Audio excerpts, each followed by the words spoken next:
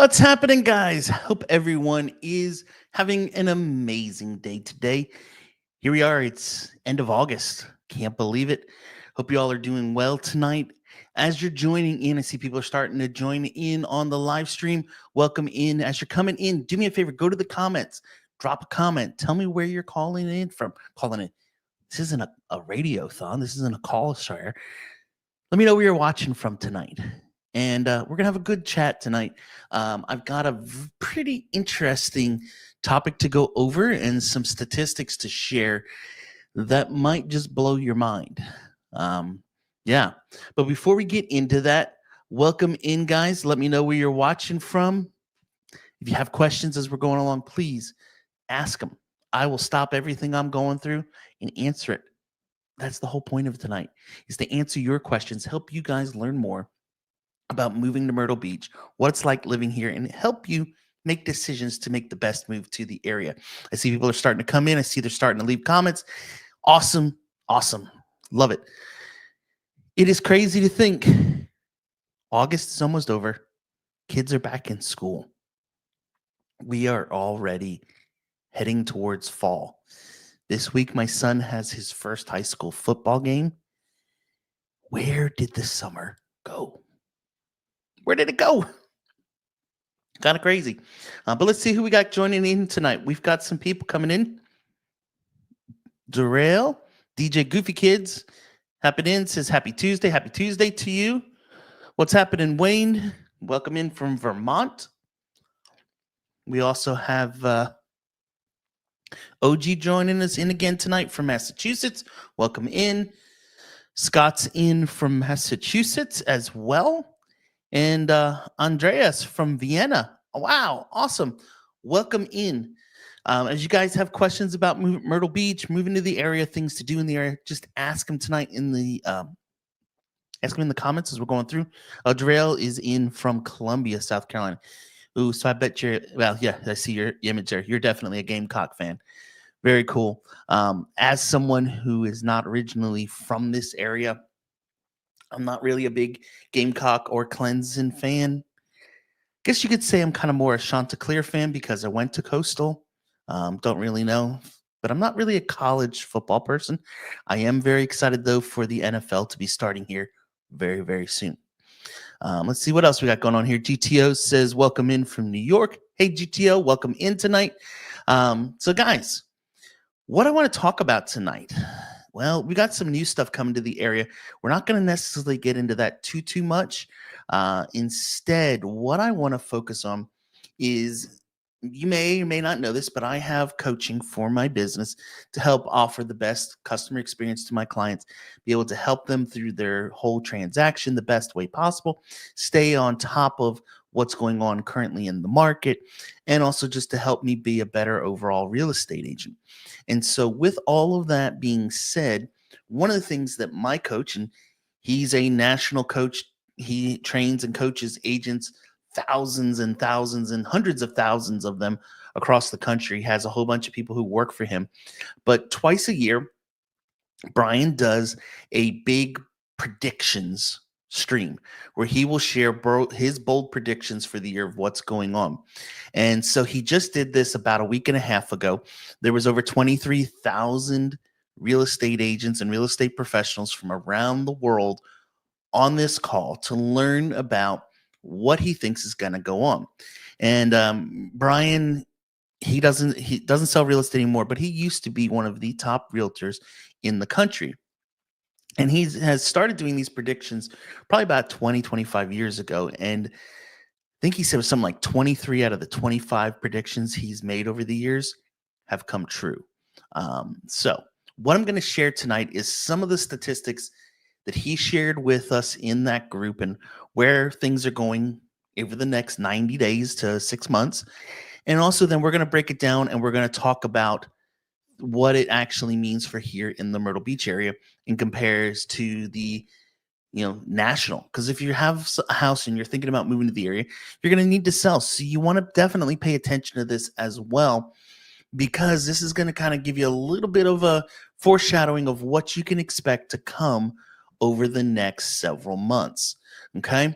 So let me get this opened up here and get it over to where I want to be, get some stuff in order, and then we're going to go over here. So you're not going to see my face probably a whole bunch tonight.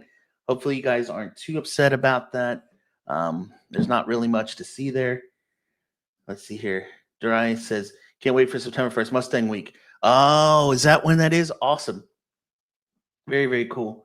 I have a good friend who has a Mustang. He actually has been my editor for many years on my videos. So what I want to talk about tonight, and let's get this to the right spot. Okay.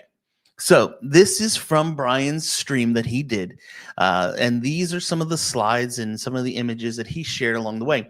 And what Brian was sharing is that right now, across the country, there is just mass confusion as to what's going on in the real estate market. You see the doom scrollers, as he called them, that are throwing out doom and gloom all the time because doom and gloom sells. If it bleeds, it leads. It gets the clicks, you know. So he was sharing some of those titles they have. So number of home sellers taking their houses off the market skyrockets. Home sellers are so fed up with cutting listing prices, they're just yanking their homes off the market altogether. And so you see this and people start freaking out and going, what in the world? Oh gosh, we have the sky is falling. We're going into this major crash and it's going to be another bust and everything is going to die. Well, that is not necessarily the case. In fact, what Brian was sharing, hold on one second, I just got it. There, that's a little better. My face was right in line with it. So what Brian was sharing is that we are actually just going back to a little bit more of a balanced market. What we've experienced for the last 4 to 5 years is not normal. It is not a typical real estate market. Interest rates in the 2 to 3% is not normal. Those of you that got a house during that time, yeah, it was awesome to do that. But here's some of the statistics he showed. And what you'll see is as we start to look at this, is you're going to see a recurring theme start to come pretty quick. But Brian first talked about the inventory of houses across the country. And so right now, if you look at this from 2019 to now, back in 2019, we had 1.24 million houses active on the real estate market. Then in 2020, it went to 823. In July 2021, it went to 547. In 22, it went to 600,000. In July of 23, it went to 647,000. And then in 24, it jumped to 884,000. And then in July of this year, it was up to 1.1 million. So if you look at this graphic and we kind of draw some points to it, and I'll wave my mouse over it, 1.24 million, 1.1 million, pretty close to what we saw back in 2019. And so for most people, 2019 was a pretty decent year. The real estate market was pretty balanced then, and people were buying, people were selling houses. Next, if we go and we look at this next graph, which then shows the existing months of supply. Now, as I've shared in the past many, many times, that anything less than a 6-month market of inventory is basically a seller's market. 6 months is kind of that balance mark. Over 6 months, we are at a buyer's market, under seller's market, right?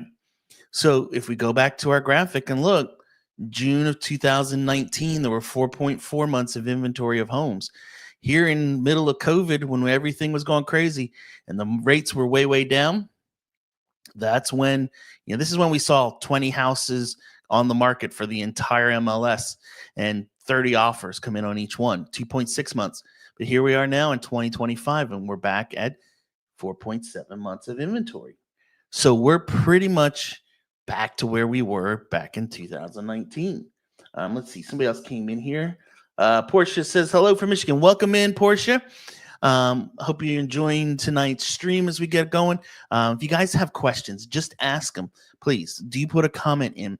And I know a lot of you might be watching right now on your TV, so putting a comment in might be difficult. But I would recommend grab your phone as well. Pull up the stream there, and you can type in your comments from your phone, just real quick and easy while watching on your TV too.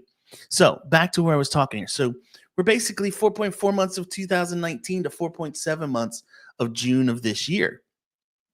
Pretty close to what we saw back in 2019. He then showed this graphic, which I thought was pretty interesting, of where the different markets kind of are sitting right now across the country. So as you see on the left there, you have those buyers market. These are areas where people are moving out of and leaving. So let's talk about some of these. Florida. Look at Florida.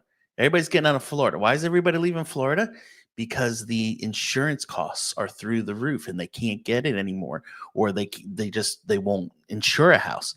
So people are leaving there. Why are people leaving parts of Texas? Taxes in Texas, property taxes have gone through the roof. So when they're that high and expensive, people are leaving. This, well, right here, we're basically Atlanta area. Why are people living there? Cost is so high. Then we have these areas across the country that are kind of your neutral markets. And then these, which are your sellers markets, which are pretty interesting.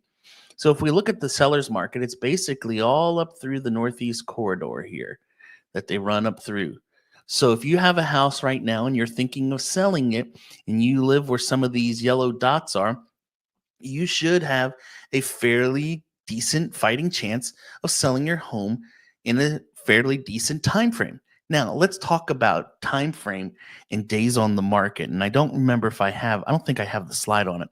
But during the call, there was an agent who jumped on and got to ask a question. And her question was, Brian, I've had a house listed for 60 days and it hasn't sold. What do I do? And we all laughed, because those of us that have been selling real estate now for 20 plus years, we remember when it was 150 to 180 days. So 60 days is nothing. The fact that it's not selling in the first 2 hours of it being on the market is the big thing. The other thing that Brian was talking about.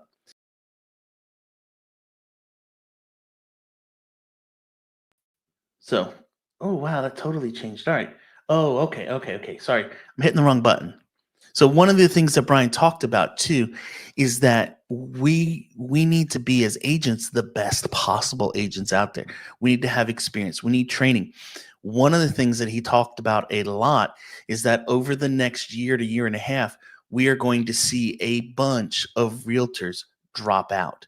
Those that got into the game in 2020, 2021, where they just were paper pushers, and now when they have to actually work, they don't know how to do it and they're getting out of the game.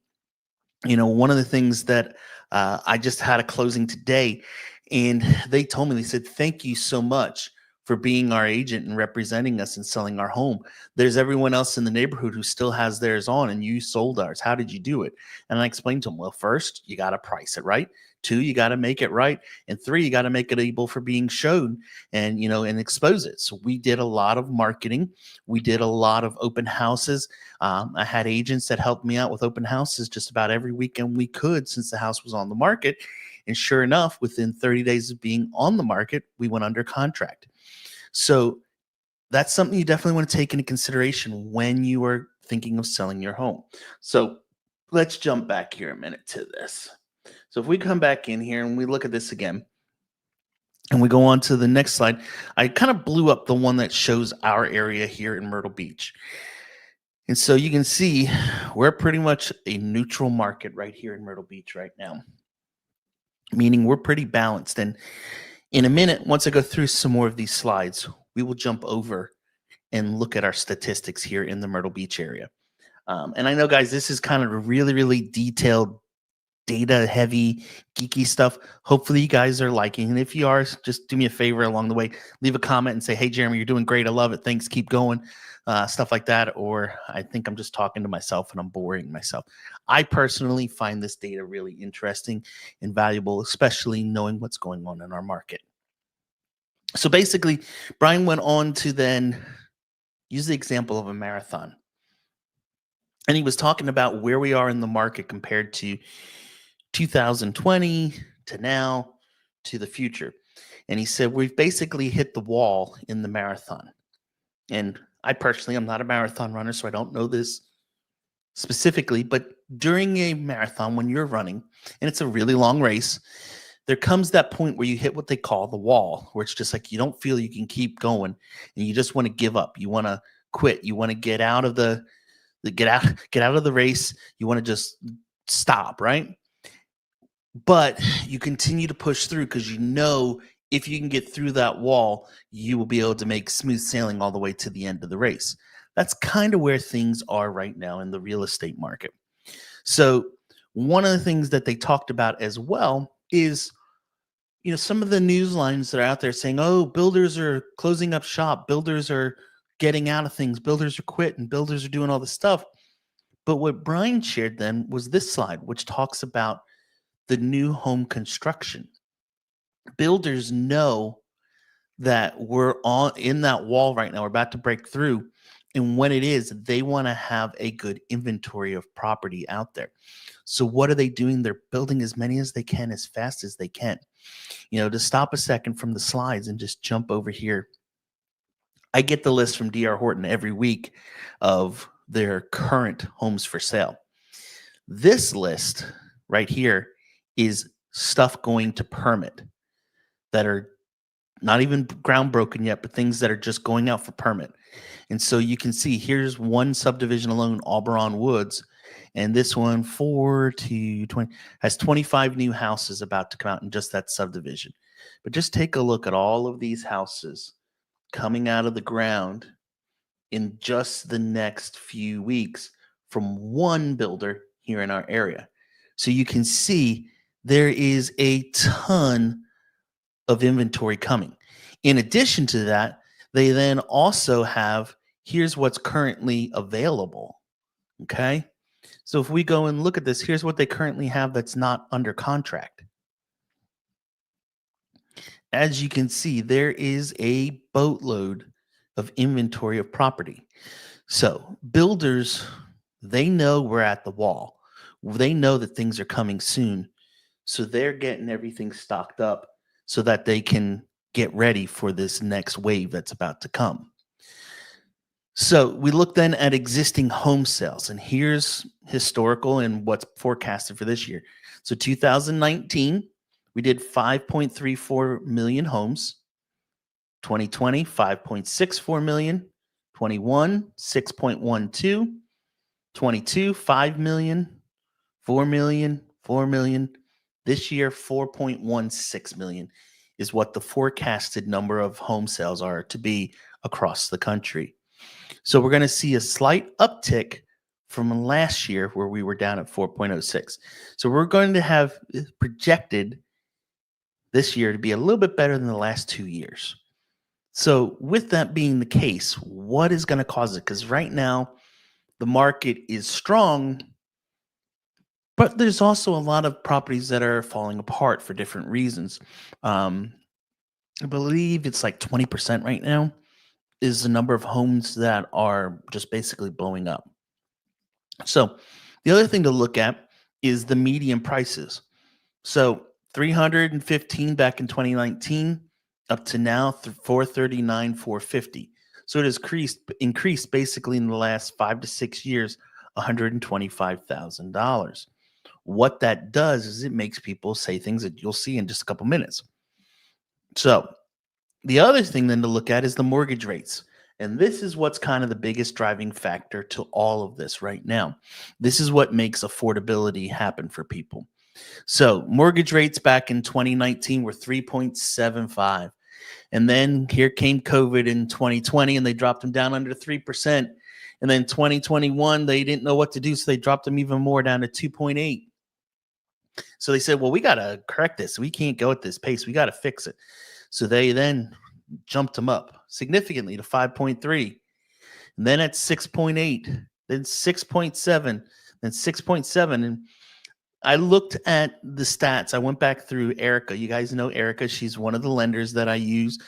She's been on the show here many times, and we've discussed mortgages and interest rates and all that kind of stuff. Every week, I get a text message, at least once, sometimes twice a week, with here's where current mortgage rates are. And I went back through and looked basically since the beginning of this year, and they have stayed right around that 6.7, 6.8 almost consistently all year round. So one of the things that Brian shared is that interest rates are probably going to be dropping here, and he's fairly certain that in this next quarter, we're going to see at least some sort of a drop happen.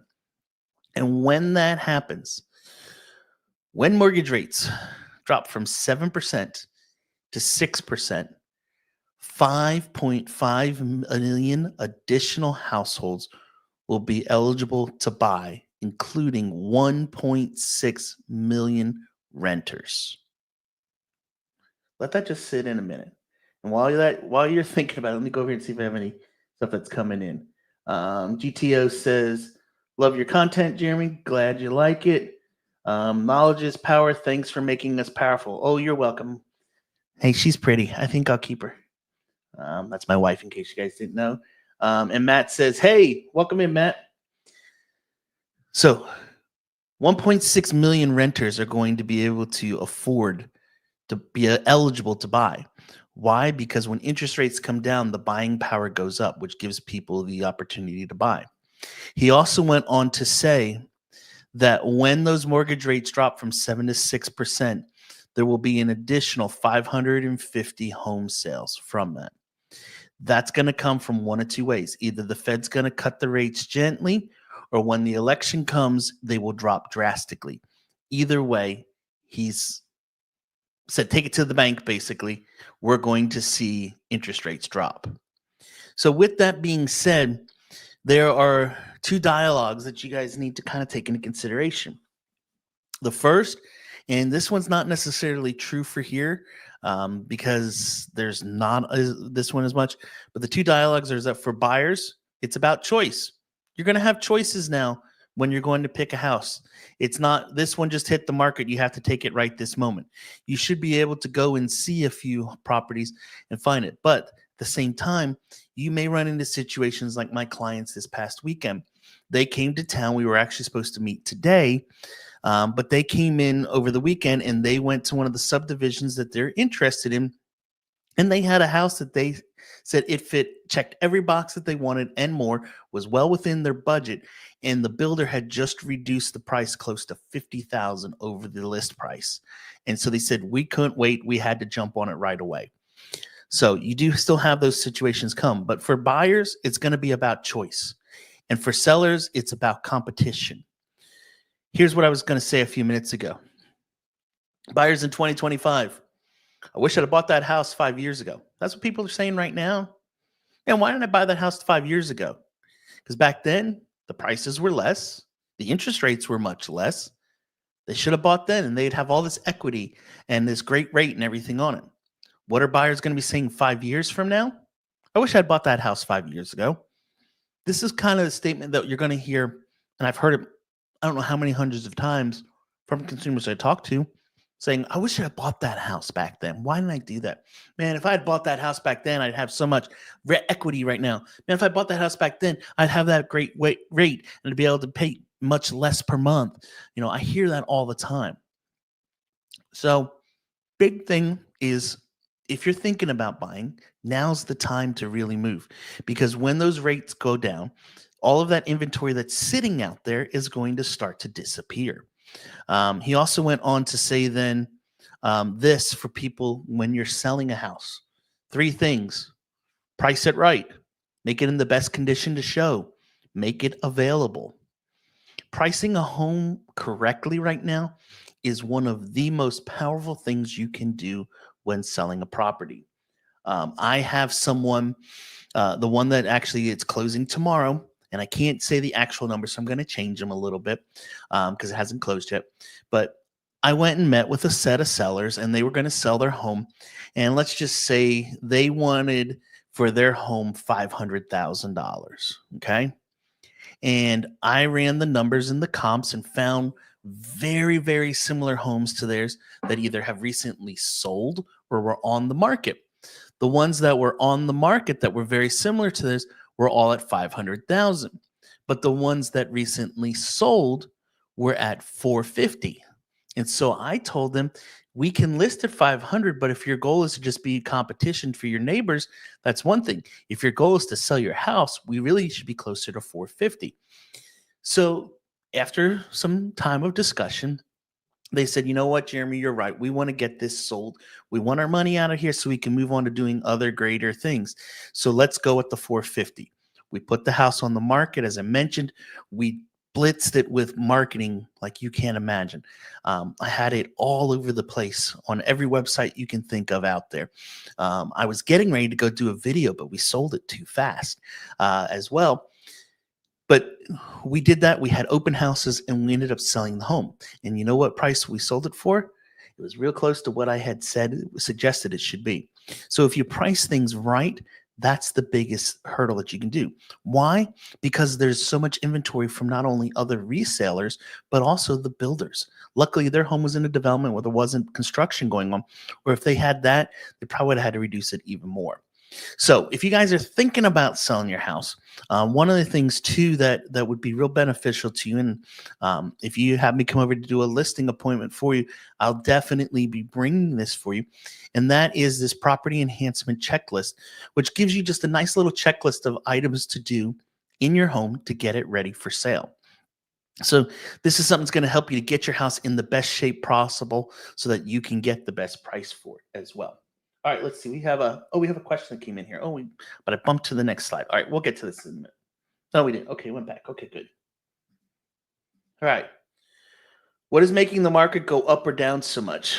It's a lot of it is just there's a huge demand out there, Wayne. People need a house. People have been holding off buying them, and people are just tired of renting and wasting money on it. Those who are renting are spending thousands of dollars every year paying someone else's mortgage, and at the end of the day have zero equity left for it. So it's kind of crazy. All right, what else we have here? Jeremy, do you think an uptick in unemployment will any effect to the housing market? Um, it might have a little bit of an effect. I don't know that it's necessarily going to have a big effect here in our area. The number one driver of consumers in our area right now is people who are moving to the area because they want to retire. Them having employment or not isn't going to make a difference. So that's not going to really make a big difference in our market, what we see. In some places around the country, it definitely could play into account for sure, but I don't think it's going to be that huge here. All right. So Brian then gave his predictions for the year, and these are what he shared. And guys, this is going to be the last slide here, and then we're going to talk about Myrtle Beach stuff. So if you have questions about this area and want to know what's going on, please put them in the chat right now, and we'll go over them. But here was what Brian's big, bold predictions were for the year. He believes that 20% drop in NAR membership by the end of 2026. He believes that existing home sales will increase by 3% by the end of 2025. He also thinks that new home sales will increase by 5% by the end of the year, and that median home prices will go up 1%. He believes that by the end of 2025, rates will hover 6.5 to 6.25, which means as we're coming into basically the last 90 plus days of the year, something's going to happen here. We've got to have some rate drop. Right now we're sitting, I believe it was 6.72 or something like that was the average rate that she told me in the text message that came in, I think it was yesterday. So we're going to see rates start to go down, and that's going to make affordability. When affordability comes in, what we're going to see with affordability jumping, let me go to we'll go here so you can see. So if this is affordability and this is inventory, when affordability goes up, inventory is going to drop. When affordability is down, inventory goes up because not as many people are out there to buy. So it's going to whoop, and you're going to see it kind of do this shift here in the very, very near future. So if you've been thinking about buying a house, you say, oh, well, we're going to wait till the spring. You might want to talk about moving that up a little bit to get you a better house. Because when the inventory starts to drop, then you're also going to see that third one. If I had a third hand, I would do it. But then you're going to see as affordability goes down, in price goes up, you're going to see prices do the same thing. So affordability and prices are going to do the same. Inventory is going to do the opposite of the two. Okay, hopefully that makes sense. Hopefully I said that right. But you're going to see affordability go up, inventory go down, prices go up. Okay, that is national, right? So if you're thinking about selling your house, that is what you can kind of expect over the next few months. And I also should mention this too. If you guys are thinking about moving to the area and you need help selling your home, feel free to reach out to me as well. If you don't have an agent you want to use, I can find the Jeremy of wherever you're moving from. I had clients who moved here not too long ago from West Virginia. And when they were listing their house for sale, they said, oh, well, our neighbor's son just got his license, so we're going to use him to take our house and sell it. So he showed up, Jim Bob, at the house. This was his camera that he showed up with. He took his photos with it. They weren't even straight. It was one of those kind of, we'll just take the photo. That looks good. I think like one of them even had a finger over half of the frame type of thing. The house was on the market for a year.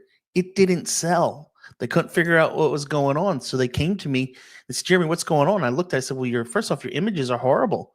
They need to be fixed. You need somebody who's taking professional photos. Oh, well, he couldn't do that because that costs money. Yes, it costs money. It's called marketing. Marketing costs money to do, but that's what helps to sell a home. So we went through the whole process. I ended up then finally, they allowed me once Jim Bob's contract ended to go out and find him an agent. I found an agent who first looked at it and said, well, Jeremy, first off, they priced their house so ridiculous. It was like $85,000 over what it should be. He said, we got to get it into reality of what it needs to be priced. He said, then number two, we need to market it properly. We need to get correct images of this home. And he did. And guess what happened? Within 7 days of listing the home, it was under contract. And my people who had moved here had to rent because they had jobs lined up and the house didn't sell. They had to pay rent for a whole year here, but they were finally then able to go and buy a house. So if you need help selling anywhere in the country, just let me know. Shoot me an email and I can help you with finding somebody there that's going to be the Jeremy of whatever city and state that you need it in. But that's enough on that. All right, let's see here. We got some questions coming in. What do we got? What style of neighborhoods do you see coming to Myrtle Beach area next year? Quick express style, custom estate style lots? And what area is best for people who want one plus acre parcels? Well, that's kind of a loaded question all the way around, honey. Thank you for the question, though. So first off, 1 acre parcels, you're not really going to find those, not in subdivisions at least. The land is too expensive, and the goal is to keep prices kind of, stationary and not have one place become significantly more expensive. For example, in Carolina Forest, let's just use that for example. Most of your lots in Carolina Forest are going to be 1/5 of an acre to 1/4, some maybe 1/3 of an acre, but not many. So if you had one that was 4 to 5 times the size lot of everyone else, you're going to have a significantly higher price point in that subdivision. And so what it's going to do is take where, maybe average price point in Carolina Forest is 380 to 400 and make that subdivision start probably at 600 to 700, which most people wouldn't be able to afford and be in that subdivision. So if you say, hey, I'm looking for a house and I want land and acreage, we're going to have to go out west, go out to Conway and probably farther out towards the country to kind of find a place that's going to do that. As for some subdivisions that are coming to the area, in Carolina Forest, one that I know of right now is right off of River Oaks. There's going to be several homes being built there. There's also some over by where the brand new BJ's is in the Carolina Forest area. Up in Little River, there's still some great stuff at Bridgewater. Just at the South Carolina, North Carolina border, Chesapeake Homes is building there as well. Chesapeake's also building here in Carolina Forest at Traditions. Great community. If you guys want information on that one, let me know. I have a couple clients that are buying in there right now and building. Great neighborhood for that kind of stuff as well. There's also, not a lot really down on the southern end just because there's not much left down there to build. I think, as I've mentioned before, we're going to see International Drive kind of take off here in the near future as well. So, good question. Hopefully that answers. Quick express style. So I think what we're going to see is more subdivisions, more kind of that middle of the line product, not the express super cheap, with, the roll on linoleum floor, but, stuff that has LVP, granite, gas, that kind of stuff. It's kind of middle of the line, not super high end custom, not low end cheap. Um, they've kind of found that's the sweet spot for our area. They've tried a lot of tiny houses in different places around the area, and those did not really do well. Some people bought them, but not many. Most people prefer something that's a standard 3-bedroom, 2 baths with a 2-car garage, usually at least 1,500 to 1,800 square feet. So, all right. What is your thought on? Oh, sorry, I didn't put the question up. What's your thought on condos versus single family homes? So, GTO, this is kind of a personal preference based on what your lifestyle is and what you're wanting. Personally, I don't want to share walls. I did that. My first property that my wife and I owned together was a townhouse, and we shared walls. Now, on one side, we had a great neighbor. Her name was Becky, and she was great. She was a single lady living there, quiet, her and the dog. And it was real quiet and calm, very friendly. And we got along fine with Becky. On the other side, the property was rented. And so there was continually changing over people that were in and out of the house, and all types of noises and banging and clanging and stuff that we would hear all times of day and night. And so sharing walls was not a big fun thing for me. Some people, though, say, hey, I don't want to have to do yard maintenance. That was a great thing to not have to do and have to worry about that expense. So it comes down to kind of what your preference is, whether you want a townhouse, a condo, or a single family home. Each have their benefits. The single family home, you don't share walls, but the downside is you got to take care of all the maintenance exterior. The townhouse kind of gives you a little bit of freedom, both of those, sometimes of flexibility, but still at the end of the day, there's stuff you got to handle that you don't. Also, when you're in a condo or a townhouse, usually you have much higher significant monthly fees for HOA. If they have the insurance included in that, you don't have a say. You don't get to shop it. You go with whatever they have and whatever they want, and that's what you end up paying. So it's kind of personal preference, would say is probably the best thing to say with all of that. So, all right. Let's now take a minute. We're going to jump over here, and I want to show you kind of what's going on with our current market here in the Myrtle Beach area. So let's open this up. So if we look at this, you can see here is the local MLS stats. This comes directly from Coastal Carolina Association of Realtors. And this first one that we're looking at right now is month supply. As you remember, one of the things I said a few minutes ago, 6 months supply is a balanced market. Anything less than that, seller's market. Anything more than that, buyer's market. And so if we go and look at this all the way back here, here's January of 2022. And you can see in 2022, right here's when we were at the height of the boom, where we had 1.1 months. And then as I shared a few minutes ago, I was sharing the rates, and rates started to jump. As rates jumped, so did the inventory, because buyers lost affordability and had to kind of step out of doing it. And so things kind of then leveled out here towards the end of 2022. And as we went into 2023, it's the holiday season, so markets do drop off a little bit during then. It is kind of a cyclical up and down there, you'll see always. And so less people are putting their homes on the market because they're busy doing Christmas and Thanksgiving and traveling and all that kind of good stuff. So with all of that happening, it then kind of leveled out, and rates then kind of stopped for a while. So did the inventory kind of level out right around that 3-month mark. Well, then rates started to go up again. And with rates going up, so did inventory. And then here we are again. Remember, as I said, when you get to November, we always see November, December as drop off, and then it starts to go up again. And so if we go and look, here's where we're at right now. We're at 5.8 months in May, 5.8 months in June, and in July, we went to 5.5. That means that we sold a lot of inventory off, and there wasn't new stuff added to the mix yet for it. So, with that happening, what you're going to start to see then is prices kind of doing the same thing. Inventory goes down, so prices go up. Inventory goes up, so prices go down. It's they literally just work counteract basically each other all the way through. So you want to kind of keep this in mind. Now, the other thing to also take a look at is what about days on the market? I think I mentioned this a few minutes ago, but somebody's asking, well, what do I do when my house didn't sell in 60 days? Well, if you look at our MLS, we've been even back in the craze of things, we still were right at about the 60-day mark. So being at 90 to 100 days is nothing here.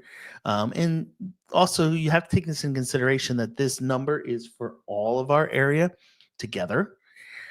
This is condos, townhouses, single family homes, manufactured homes, all into this mix. Also, builders put the home in the MLS basically once they have permits in place. So, or framing going, they're starting to put them in the MLS. So, yeah, they're going to take 100 days because they can't close it out of the MLS till the house is finished. So, as you can see, our market, we're seeing kind of the same thing with days on market. We're seeing the same thing with months of supply as well. As we look back at sales price, same type of thing right now. So, what does this mean for our future? What do I think is going to happen? So I kind of agree with what Brian was sharing. I feel that here in Myrtle Beach, we're about to see the next run come through. I know by the fact that the last week and a half, the number of calls that I've had from potential buyers looking to move to the area and discussions and schedules of scheduling clients to meet for the next few weeks, it has definitely ticked up. People are starting to come, people are starting to have interest, and people are starting to realize it's time to move. And so we're going to start to see, I think, inventory drop. And when inventory drops and rates drop, we're going to see prices start to go up. So, as I mentioned, and guys, please understand, I am not trying to be a salesperson here at all, but I'm just trying to help you to realize I feel that in the next few months, things are going to start to go up in price. And as price goes up and inventory goes down, it's going to make it much more difficult for you to make that move. So if you've been thinking about it and say, oh, well, I'm thinking maybe I want to wait, maybe I don't want to do it right now, I would strongly urge you to reconsider that and think about it a little bit more. Okay. Um, anyway, enough on that. Let's see. Do y'all have any questions for me tonight? If you do, drop them in. Let me move this over here. There we go. I'm looking at the right spot. If you have any questions, drop them in the chat. I want to answer any questions that you guys have. I know I've just been kind of spouting stuff off, and it's like drinking from a fire hose. So I'm going to take a few minutes, take a breather, take a sip of the Barks root beer that I got right before we started, and answer any questions y'all have.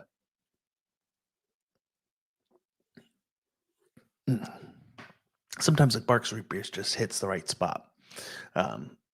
While you're typing in those questions, let me take a minute, and I'm going to go over here back to sharing, and I want to show you just a couple things.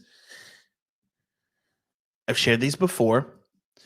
Number one, if you are thinking about moving to the area, you want to learn about things to do in the area, things that are going on, check this out. This is on YouTube. We have a page. It's called Myrtle Beach Shorts, and it is just different videos about shorts, 60 seconds or less, about things to do in the area. So you guys can check these out, learn about what's going on in the area, things to know, places to visit, good restaurants to go to. This is done. This is monitored and managed a lot by my assistant. She's great with it. But like here, if you want to see what's going on with in the area, yeah,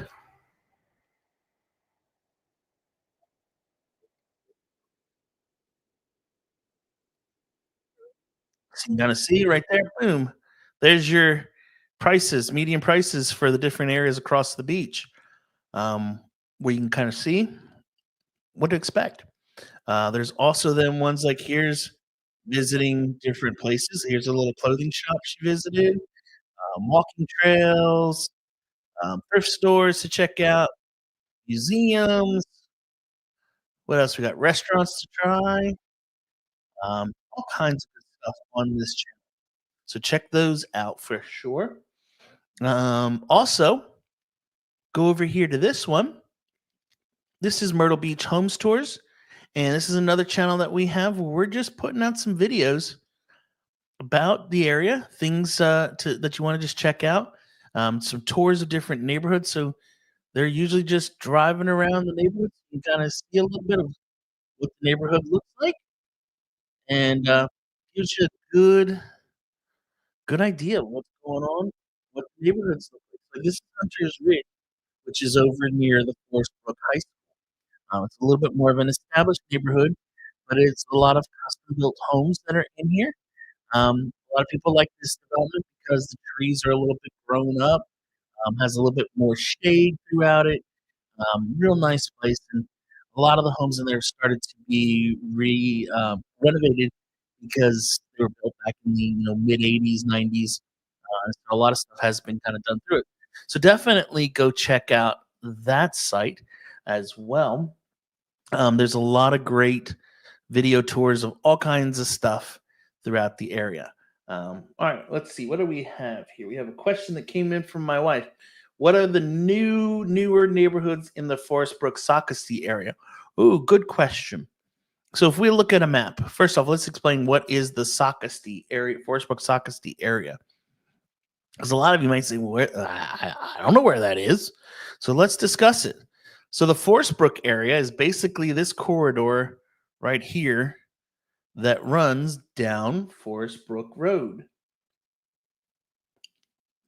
So on here, there's not a lot of new developments.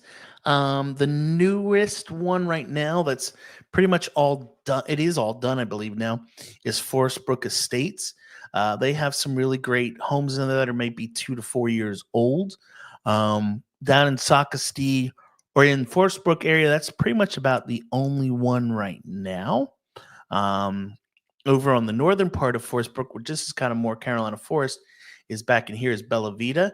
And there's a lot of subdivision back in here where there's some great stuff being built, but those are getting close to being done. Now, when we get down to the southern end of Forest Brook, down here, this is where Arcadia sits back through here. This is new construction. In fact, my clients that just bought a home bought it back here in Arcadia. Arcadia is a great spot that has, I think there's 3 different builders back in there building. So there's some by Mungo, some by Centex, and some by Lennar. And so there's a lot of great stuff there. Now, when we talk Socastee, kind of come over here to this area, which kind of runs through here. Okay. This is the Socastee area. And new construction in that area is not really super huge. There's not a whole bunch of it. But one of the subdivisions that is being built over here, right here, is called Crescent Cove. Let's see if I can get this to pop. I might show some photos. So this is Crescent Cove that's being built by Pulte. And there's some great stuff in there. This is one of their models. They put some images and stuff up. There's what the amenities are going to look like in there.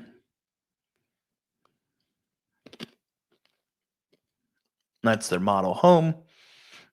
What's nice about this subdivision, and let me go back here, is this one is going to be on the waterway. It's going to have waterway access. So there is a boat ramp over here where you can come and drop in and launch your boat out as well. So it's kind of cool to have that right here in Socastee area with that one. So hopefully that answers your question. Now, oh, she wants to know this one. Guys, I wish I knew the answer. From what I've been told, I believe Trader Joe's will hopefully open September or October. My guess is by my birthday, which is October 24th, it will be open. I'm pretty certain it will be open by then. I believe it'll probably be open the first week of October if it's not earlier than that. The building and exterior and all is all pretty much finished. The interior is pretty well done.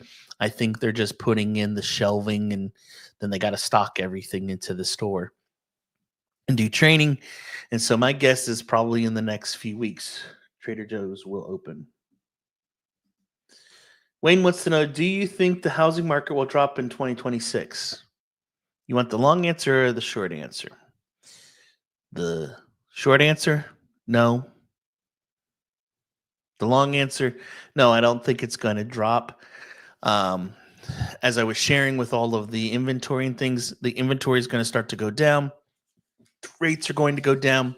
As rates go down, the number of houses being sold is going to go up. Prices are going to go up, and we're going to start to see a little bit of a bump and a surge come from it as we go into 2026. My guess is by spring market of 2026, it's going to be kind of busy. I really do.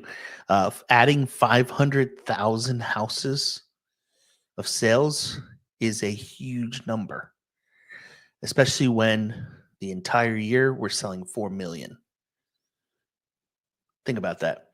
4 million sold with rates at close to 7%. Add, though, another 20% basically on top of that. That's a lot. That's a lot more. So hopefully that answers your question, Wayne.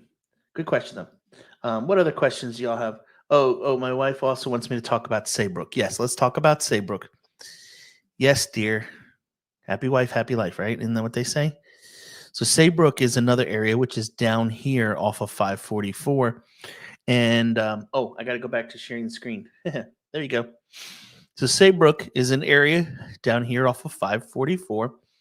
And this road now connects through over here to 17. And you can see the road kind of running through there. But with that, they have built all kinds of subdivisions back through here and down through here as well. And there's a lot more to go in this area. And so Toll Brothers is building down there, Saucy Burbank's building down there, as well as a lot of your other big name builders are building throughout this section. So it won't be long to all of this area here down close to the Target and Walmart, Super Target and Super Walmart will all be built up as well. So that's another spot where people have. Let's see here. OG wants to know, do you do not see a slowdown during the fall and winter months? So that's an interesting question. Interesting question. So back many years ago, yes, we saw a slowdown during the winter months. It would be, basically once school came back into session, which is where we're at right now, everybody kind of did this a lot, where we just sat and twiddled our thumbs or did the little finger exercises to kind of pass the time. And, I remember many years selling one house, maybe two houses in all of November and December. And probably 2017, 2018, things started to just change. There are less buyers in town for sure during those months, but the serious ones are coming then. So if somebody comes during November, December, they're taking time away during the holidays to do a home search. And when they're doing that home search, they want to buy. They want to get into a home and they want to make the move. And so they're not coming with, oh, well, we're just starting to prospect and think about it for in 6 months to a year. It's no, we're here. We want to buy a home now. So that's what I have found. January can be a little slow at times just because the holidays have hit and everybody's trying to recover from them. But people are still buying, people are still selling during that time of year. So hopefully that answers your question. Let's see here. Scott says, I see housing starts north of Conway. Other than being further from the beach, are there any negatives? So I'm not sure what area you're talking about, Scott, but there's definitely some stuff being built in that area. So let's go to the map here a minute. So if we go zoom out here a minute, here's Conway. And if we go north, head up here towards Hand area right here. This is where I've talked about this subdivision before. Auberon Woods sits right back in here in this area that D.R. Horton's getting ready to really, really go to town with. I think there's another 45 homes that permits were pulled this week on it. This subdivision's going to have around, I think, 1,300 homes in it. If we go just on the other side of 22 here, right up into here, they've got another subdivision called Eden Springs right back in this area. That's going to be another couple hundred homes. There's also several other builders all right through this area that have also started breaking ground fast and furious. So this whole area is really starting to grow up. Why is that? It's accessibility over here to Barefoot Landing in North Myrtle Beach. You can jump on 22 right here, be over sitting in Barefoot Landing in basically 15 minutes. So it has great accessibility. Or take 90, go all the way up here and you're at Cherry Grove in basically, what is that, maybe 15, 20 minutes. Or you can go down south and land right here in Conway, pretty quick and easy as well. So this area is definitely taking off. If we go this way, there's some subdivisions over through here that are also going. Kingston Plantation is one that I have sold some houses in. It's a great little spot. Lock Haven's over in this area too. Another popular spot that D.R. Horton's building. People are buying there as well. They're breaking ground on a bunch of stuff too. The builders, as I said, they're building their inventory everywhere right now. Oops. They want to get ahead of this as best they can. So hopefully that answers your question. All right, let's see here. Click this button. Come on. There we go. And GTO says, is there any new attractions planned for the Myrtle Beach area? Yes, there are. Give me 1 second. I wasn't going to talk about this, but my wife, let's see here. She sent me a message, I think, yesterday. Let me find it. One of the things that is coming to our area here very, very soon. Let's pull this over into here and go back to sharing. Here's one thing coming to the area very soon. A 40,000 square foot pickleball facility coming to Myrtle Beach area in 2026. It's called the Dink District. It's projected to open near Myrtle Beach in 2026, the company said in a release. The facility will be located at 200 Ronald McNair Boulevard in Carolina Forest and will be climate controlled according to the release. So where is 200 Ronald McNair Boulevard? Well, let's go see. So we're going to copy that, go over here. Let's drop this in. So it's going to be right back off of 501, right back here. There's a huge complex right here where they're going to put it. But this is going to be a huge pickleball place. It's to allow people to play pickleball regardless of weather conditions. If you play pickleball outside, you're getting hit with at least one of these factors every time you play. So basically, you don't have to worry about the wind anymore. You won't have to worry about the rain, the cold, the heat. Be able to play climate controlled. They'll have 14 pro grade courts, a pro shop, a lounge that overlooks the courts and locker rooms. So that's coming to our area for sure here in the very, very near future. There's also, as I mentioned, Trader Joe's will be coming before long and a whole bunch of other things. Let's see here. Yeah. Very, very soon as well. So that's going to be something cool coming to the area. What other questions y'all have for me tonight? Drop them in the comment section, and let's see what we can do to answer those.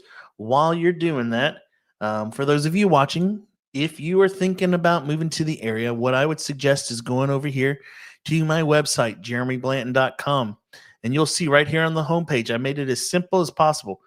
I took the whole site, stripped it down to where this is the only thing you see anymore is when you show up, this is what you get. And it shows my calendar, and you can go in, you can pick a day. Oops, there you go.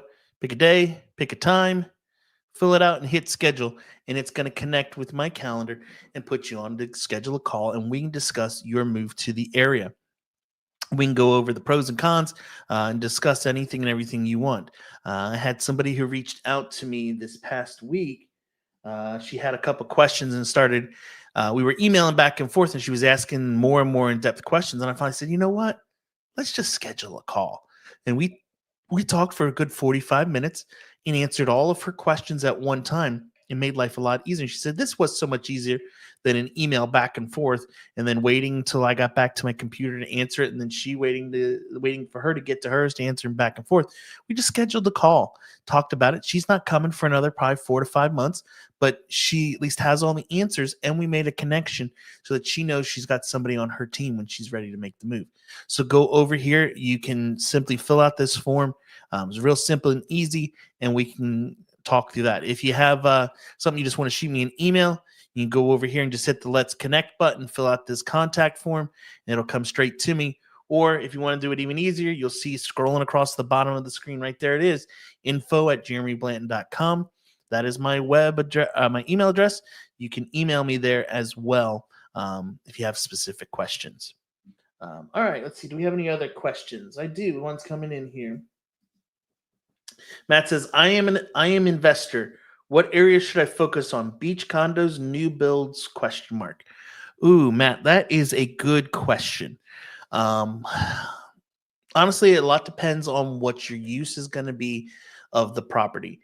If you're solely buying it as an investment, never wanting to use it, then you can kind of look at things from a financial standpoint only. But if you say, hey, well, we want to be able to come and use it still, once or twice a year and enjoy, Myrtle Beach's, fine attractions and things that it has, then we're going to have to go with the short-term rental and probably condo townhouse look. Because single-family homes, most of those are not going to, well, here, let me just show you. So let me go back here. Yeah, we'll move this over here out of the way. I'm blocking everything. I can't see what I'm doing. All right. So if we come back here a minute and we go to sharing screen, and I want to go over here into our MLS. And it logged me out. Let me log it back in. All right. So we're going to come in here to our MLS. And we're going to just do a single family home search. And we're going to say we want to show us all the active homes. And we want it to be a detached home. And we want it to be, we won't put us that. We're just going to put a max price of $500,000. Okay. And just so we don't get all the junky stuff, we'll say $300,000 for the low end. So there's 1,500 homes right now available.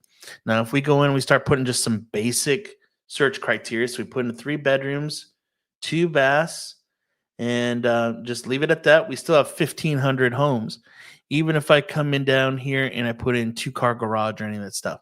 But instead, what I'm going to do is I'm going to go here to the features, and I'm going to put in short-term rental allowed, and watch that number go from 1,542 down to 80, just like that. So you lose a lot of your options. And honestly, if I go through these 80, probably 50% of them really are not stuff that would work well for a short-term rental. This is a short-term rental in Loris. This house is probably 45 minutes from the beach. So not many people are going to be staying there. Here's another one. This is in Conway. This stuff, a lot of these are good distance out from the beach. So they're not going to be something somebody wants to use. Some of these might be. This is an interesting one. This is a subdivision that Lennar is building where they're allowing short-term rentals, but they're not right on the beach. So people aren't going to want to stay there on vacation usually. So if it's short-term rentals, you're limited. If it's long-term rentals, you then have great options, but then you have to take into account the other side of that, which if we bring up here Hot Pads, which is one of the rental sites out. Show me stuff that's available for rent right now. In just the Myrtle Beach area here, you see in the market, doesn't even have Garden City, Surfside, that area. Doesn't have Conway, doesn't have North Myrtle Beach or anything. but there's 1,798 apartments for rent right now. So you're competing with all of that stuff to get your rentals right now. Makes it tough. The rates are going to not be as good as they could be at this time with it. So just some things to kind of take into account. Also, we have to look at, rent income, and then, what are we paying management fees and all that. And so there's a lot that kind of goes into it to kind of give you that answer. So I know I kind of went down a huge rabbit hole there with that. Sorry about that. But hopefully that answers your question. What other questions do you guys have? Oh, my wife asked another one. What was it here?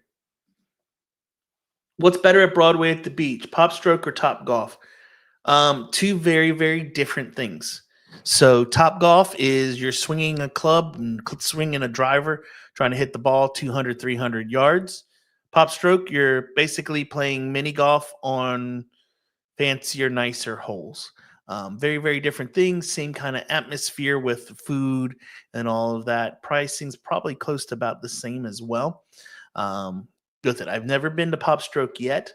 One of these days, I will make it there. Maybe I'll go for my birthday or something. I don't know. Matt says, thank you. Good. Glad that helps. Matt, if you have other questions, like I said, go over there, jeremyblanton.com, book a call, and we can kind of discuss it a little bit more in detail. A lot of it is going to depend on what budget you're doing, what type of financing we're looking at doing. Are we putting, 20% down? Are we doing 10% down? All that kind of good stuff goes into that equation. That is a very loaded, long answered question that I tried to sum up as best as possible. So, what other questions do you guys have tonight for me? Drop them in the comments. Let's answer them. Let's see what we can do from there. In the meantime, let me show you a couple other things that I have here for you. So I showed you about home tours of Myrtle Beach. I showed you that. If you're someone who says, hey, I like to tick my talk, go check out my TikTok channel. I've got one there. It's Jeremy Blanton Realtor. I went real creative with this one. I know, it's real creative. My name wasn't available, so I couldn't get that, so I had to go with something different. But here are some TikToks, and these are just talking about different things that I have experienced over the years. This is a great saying right here. If I can smell it, I can't sell it. And it kind of just talks about, if you have cigarette smoke in your house or dog urine, it's going to make it tough to sell the house because people can smell it and they're not going to want to buy it. But you can check this out as well. Does anybody use TikTok on here? Maybe, maybe not. Also, I have an Instagram if you prefer that instead. A lot of those same type of videos are there. There's also then pictures, of me and the family doing stuff like, yes, we went on a cruise this summer.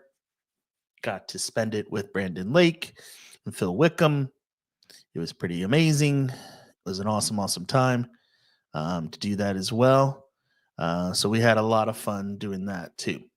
So, yeah.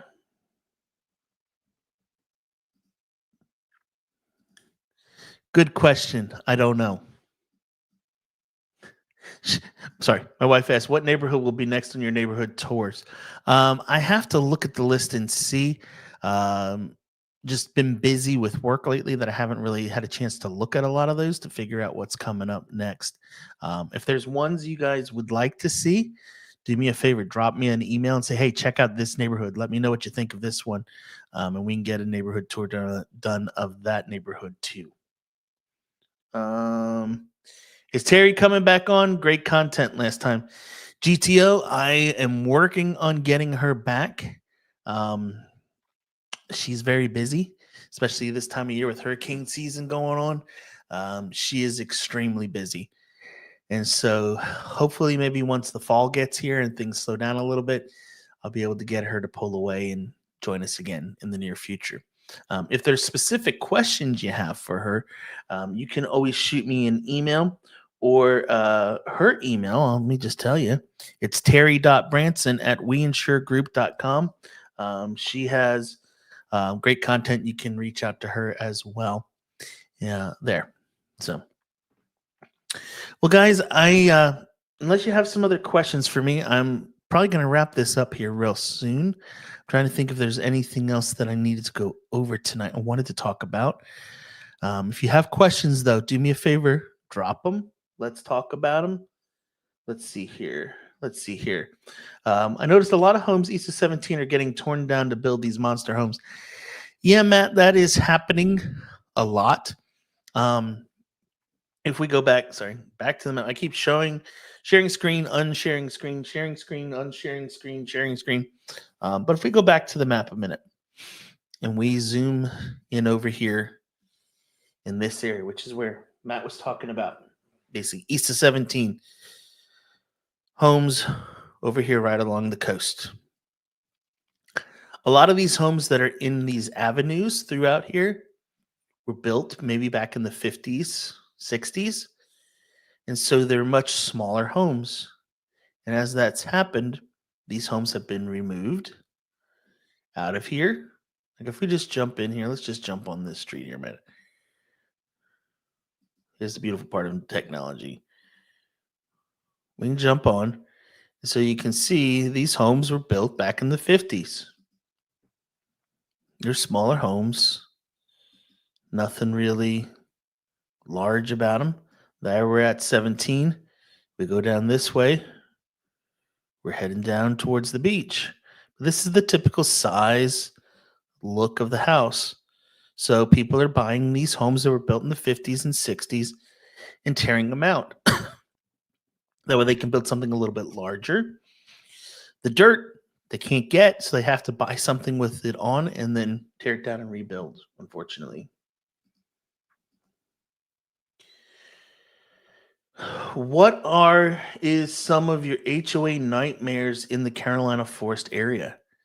HOA nightmares. I don't really have any anymore, honestly.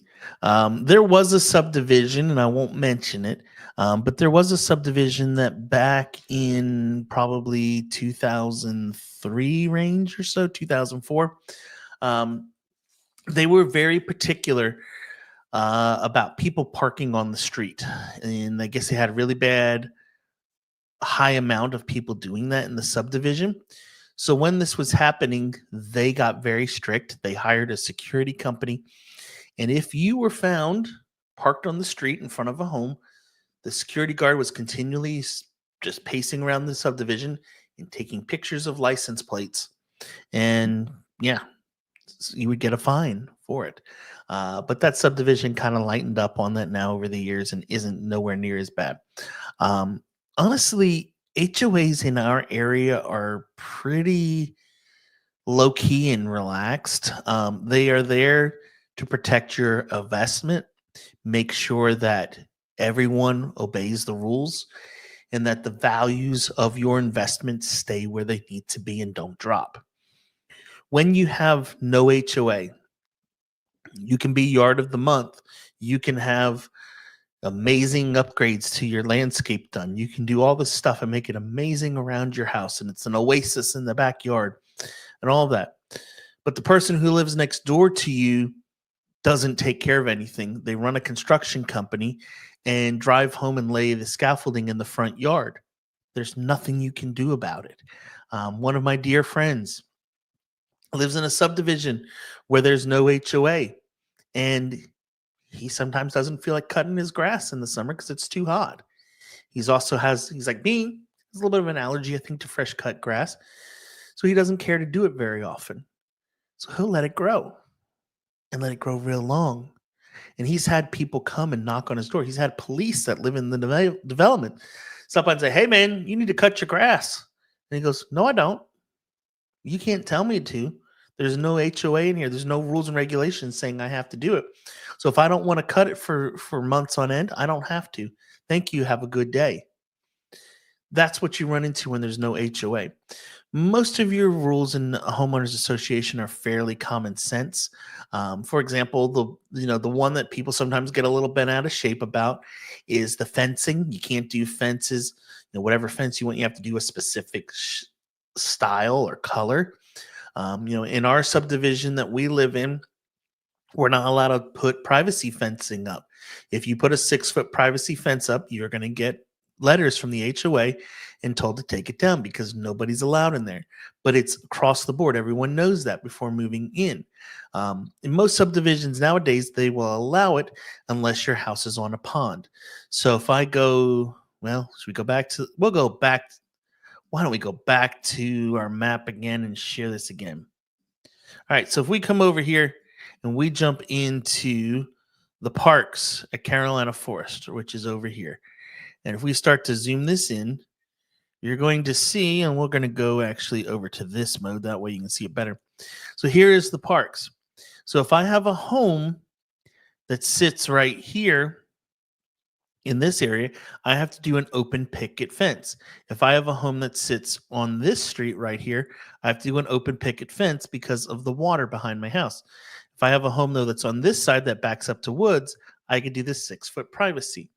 What they're basically saying is they want to make sure that if your home can see water and you want to put a fence up, that your fence does not obstruct the view of someone else at your neighbor's house from seeing the water as well. So that's kind of a common courtesy one, I would say, and I don't see a big issue in it, but that's the kind of rules that you see. Now, the other thing is in Carolina Forest in particular, they say in a lot of the subdivisions, no private pools. Well, why is that? Carolina Forest used to be the bombing range for the Air Force Base when it was here in Myrtle Beach. And so when they're building these developments and going in and clearing the land and getting everything set up for building, they sometimes come across a bomb that never detonated when it was dropped. Okay. They send out the bomb squad. The bomb squad comes out on site, detonates it right there, cleans up the mess, and goes on the way with their day. Well, when they do the scanning, they only go like 6 to 8 feet down. If the bomb's 10 feet down, you would never see it. But when you go to dig that pool, you got to dig deeper than 10 feet to put in the foundation and all. You could hit it. So there's kind of a no-brainer question of saying why they don't allow you to start digging and put a pool in your backyard. Yeah, it's frustrating, especially during COVID. It was real frustrating in some subdivisions where people would have loved to have their own private pool. But that's the reason why a lot of those subdivisions say it. They also a lot of times say, no, you can't have a shed. It can't be a freestanding shed in your back. Why is that? Once again, you're blocking views of your neighbor from seeing the ponds or seeing, private woods or whatever. And they don't want just that kind of junking up of the backyard from those types of things. So hopefully that answers that question. Are there any new developments doing big resort style pools like Waterbridge? Nobody's going to do Waterbridge again. I don't know that we'll ever see that again because that is just something that is amazing. In fact, here, since I have the map still pulled up and I'm nearby, let me pull it up. So if we come over here and we drive over this way, here is Waterbridge Amenity Center from above. Look how beautiful that thing is. It is absolutely gorgeous. It is huge. It is probably one of the largest resort-style pools in all of Horry County. As you see, as I start zooming in, look how beautiful that is. It's huge, massive. Nobody's going to spend that kind of money anymore to do that. So that's one of my favorite spots for sure. All right, let's see. Does anybody else have any questions tonight? If you do, drop them in the comments now. If not, we're probably going to wrap this up here in the next 10 minutes or so. I'm going to go home then and take a little rest, eat some dinner because, it's kind of getting late here, isn't it? But I'll give you all a minute to do that. This pickleball thing is going to be pretty cool, I think, when it gets here in our area for sure. It'll be real cool. 40,000 square feet. That's massive. Does anybody who's on tonight, do you guys watch or play don't watch pickleball, but play pickleball? If you do, let me know that too. Are you excited about that coming to the area? I bet somebody is.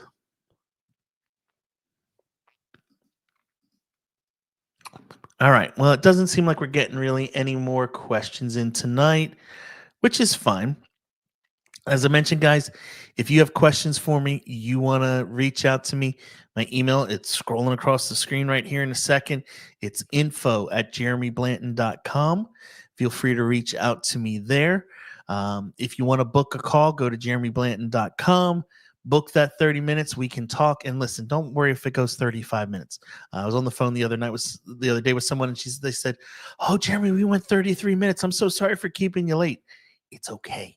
I normally try to book a little bit of a pad on each side of it so that I don't, run into that happening a lot of times. So I'm here for you. And as I mentioned earlier, if you're thinking about buying a home in the area, feel free to reach out to me. I'd love to help you do that. I've been a realtor now for coming up on 25 years doing this. I have a lot of experience doing it. I can work on your side to negotiate to help you to get what you want, and battle for you to get it at the right price in the right area. You want somebody who knows what they're doing, who has experience. You don't want somebody who's only been doing this for a year or two, or somebody who just, I know there's a lot of other channels out there on YouTube now. That's awesome. Go work with somebody, find somebody who knows what they're doing, get somebody to represent you throughout the transaction that fits your needs best. And I think it'll really come in valuable for you. What? Oh, I got a question here. What did I see? Matt said, "Thanks for the stream. Do you think pickleball will be at the Olympics this time next time as a new sport?" I don't know. Maybe we'll see pickleball there. It might replace tennis or something. Who knows? GTO, thank you for joining in. Thanks for the questions. Guys, thank you so much for joining in tonight. If you have questions about moving to the area, let me know how I can help you in the future. And I'm probably going to take this content that I shared tonight and turn it into a published video here in the next few days as well, so that people who want to know this information can see it without having to watch through the whole hour-and-a-half stream. But thanks for joining in tonight.